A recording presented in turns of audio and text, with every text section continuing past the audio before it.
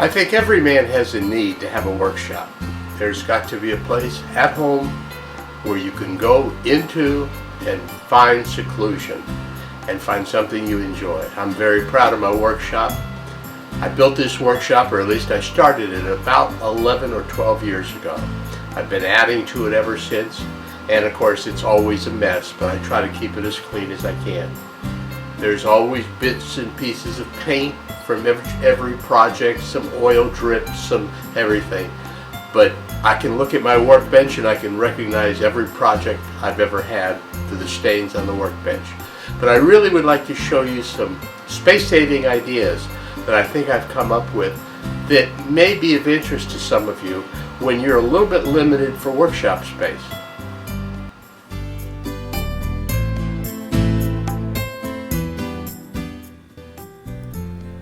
For my workshop, I found an air compressor at an auction, bought it at a very reasonable price, located it in the garage next to my workshop, ran PVC through the drywall, and brought piped in compressed air on a Schedule 40 PVC to every location that I determined I needed to use an air tool or needed compressed air to blow out or clean up something. The compressed air seems to do the job at every location, and it's very convenient without having to hear a compressor running all the time. I even located it across the ceiling down to and overhanging my workbench. Here's where I located my bandsaw. I removed it from its existing stand, mounted it on a pivot hinge with two rubber wheels on the bottom so that I could fold the bandsaw up against the wall, giving me back needed floor space. When not in use, I just roll it into place and use it and roll it back when I don't need it. For my cordless power tools, I decided to put all my battery chargers in one location where they're all powered and ready to go. My compound miter saw, which I needed on rare occasions, was mounted on a rolling cart, which took up way too much room to bring it in from another room. So I mounted it on a hinge, inserted a 2x4 to support the mount, located the saw in a place where I could get to it easily, and fold it back down when it wasn't in use.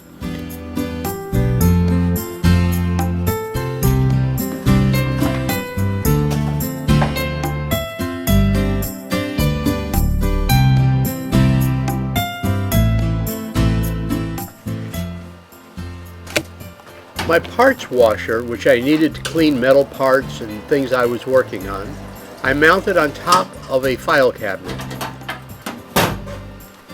The file cabinet is where I store my manuals and spec sheets, so I can always get to parts lists and things that I need on tools or to reorder things for them. My drill press I located just to the side of the file cabinet and parts cleaner. The vacuum is located overhead. It is easily used to clean up sawdust and metal filings after I do some work with the drill press. This rack holds all the dowels, rods, and trims that I need according to their size.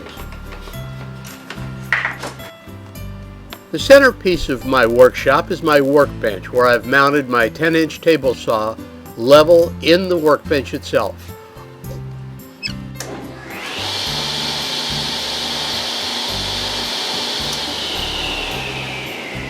Also mounted in the workbench is my router. This saves me the trouble of having to get a router table, and I wind up using the same rip fence for the router as I do the table saw.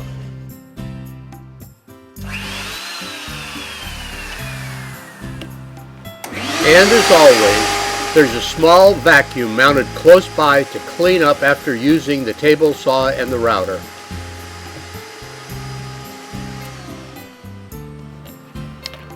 Here I used the drawers from an old metal cabinet for chuck keys, driver tips, router bits and countersinks, or anything else that was small and I needed to have close by.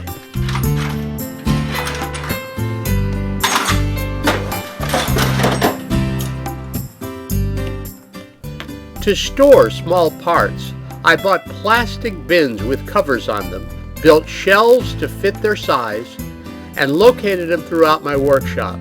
I have about 120 of these bins in my workshop now. One thing I found out was that clearly labeling them and taking a hot melt glue gun and gluing a sample of the item within the box on the outside makes finding parts very easy and very quick.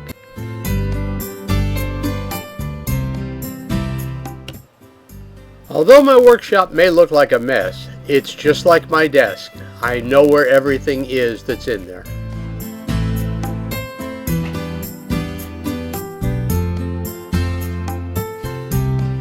I use plastic bins that hang from rails to store nuts, bolts, washers, different types of wood screws, concrete screws. Whatever I need gets stored according to size in these plastic bins. I located 2 bench grinders, one for a buffing wheel and a fine wire brush, on a rotary stand in which I can reverse and now have a grindstone and a coarse wire wheel on the other side, using both of them at the same time in about half the space that they would normally take. My belt sander is also mounted in the workbench itself.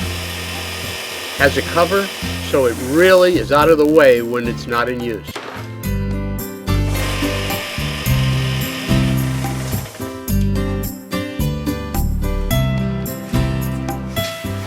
My wood lathe is mounted on top of a workbench, and it shares a small portable vacuum with my bandsaw.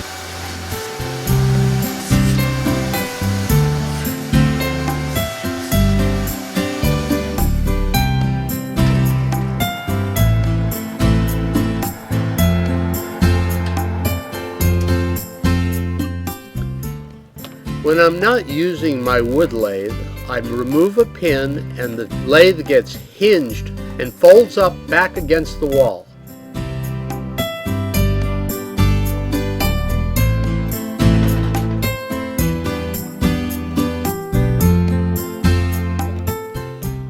The motor to the wood lathe is accessed directly through the workbench. I gained some additional storage space by cutting an old wooden door in half and hinging it and using it as an additional storage panel. To access the motor and belts on my table saw, there's also a panel which opens on the surface of the workbench. Having a computer in the workshop is almost indispensable. It lets me keep need lists. It lets me look up things on the internet, and lets me in general shop for whatever I need or whatever I want to check on right in the workshop.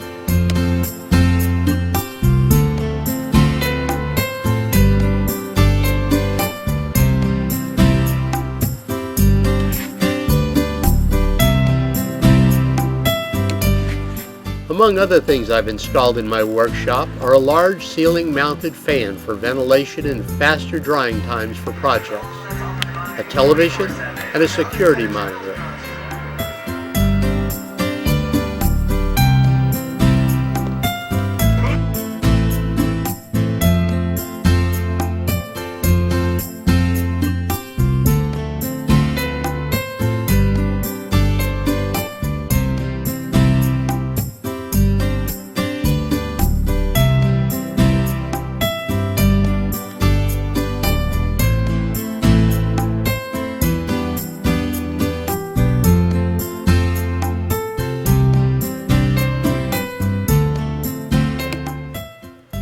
My Craftsman dual cut saw is mounted directly overhead on my workbench.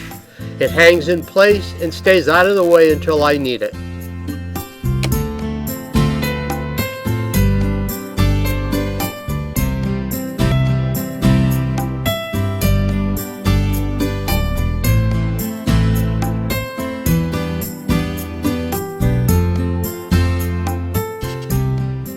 Occasionally, when working with small parts, high-intensity lighting is needed, and I have 2 of them mounted on the ceiling. I store all my nails in revolving rotary bins underneath the workbench on the side. Also, I keep handy all my small power tools. These are tools that I would need quick access to for working on something right on the bench.